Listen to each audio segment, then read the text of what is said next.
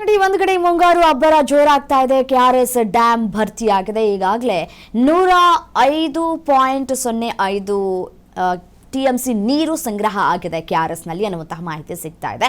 ಇದರಿಂದ ರೈತರು ಕೂಡ ಒಂದು ಮನವಿಯನ್ನ ಮಾಡ್ಕೊಳ್ತಾ ಇದ್ದಾರೆ. ಏನು ಮನವಿ ಅಂತ ಹೇಳ್ತಾ ಹೋಗ್ತೀವಿ, ಈ ಸ್ಟೋರಿಯನ್ನ ನೋಡ್ತಾ ಹೋಗಿ.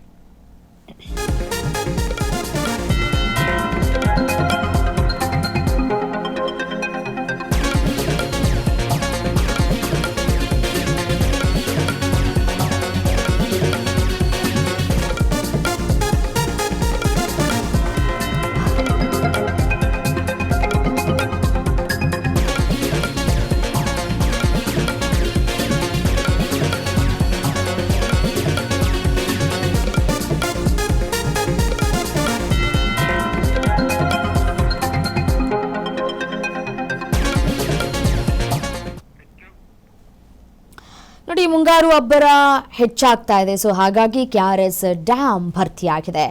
ನೋಡಿ, ಈ ಹಿಂದೆ 82 ಅಡಿ ನೀರಿತ್ತು. ಈಗ 105 ಅಡಿ ನೀರು ತುಂಬಿದೆ KRS ಜಲಾಶಯದಲ್ಲಿ. ಸೊ ಹಾಗಾಗಿ ಇದೀಗ ಬೆಳೆಗಳಿಗೆ ನೀರು ಬಿಡಿ ಅಂತ ಹೇಳಿ ರೈತರು ಒತ್ತಾಯವನ್ನು ಮಾಡ್ತಾ ಇದ್ದಾರೆ. ಒಂದು ಕಡೆ ಕಾವೇರಿ ಕಿಚ್ಚಿನ ಮಧ್ಯೆಯೇ ಕೊಂಚ ರಿಲೀಫ್ ಅನ್ನ ಕೊಟ್ಟಿದೆ ಮಳೆ.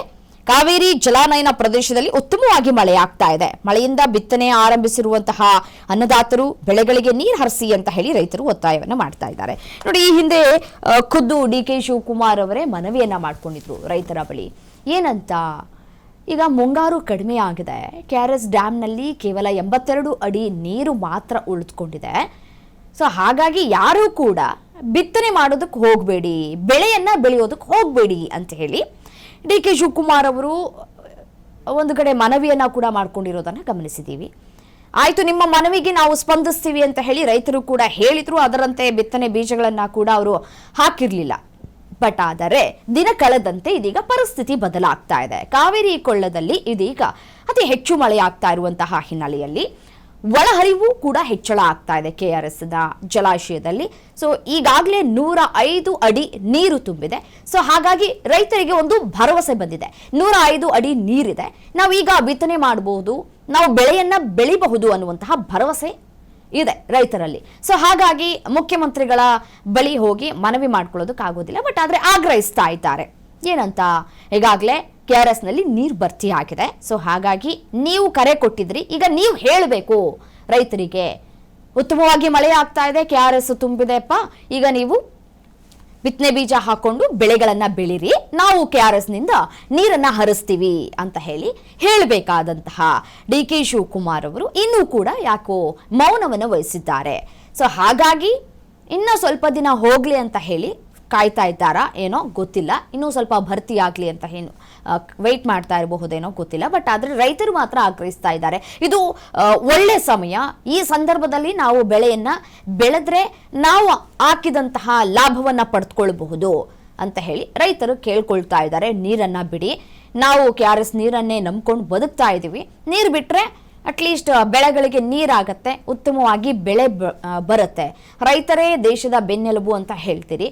ಸೊ ಹಾಗಾಗಿ ಅದರಂತೆಯೇ ನಡೆದುಕೊಳ್ಳಿ ಅಂತ ಹೇಳಿ DK ಶಿವಕುಮಾರ್ ಅವರಿಗೆ ಮನವಿಯನ್ನ ಮಾಡ್ಕೊಳ್ತಾ ಇದ್ದಾರೆ, ನೀರು ಬಿಡಿ ಅಂತ ಹೇಳಿ. ಇನ್ನೂ ಕೂಡ ಯಾಕೋ DK ಶಿವಕುಮಾರ್ ಅವರು ಈ ವಿಚಾರಕ್ಕೆ ಸಂಬಂಧಪಟ್ಟಂತೆ ಮೌನ ಮುರಿದಿಲ್ಲ.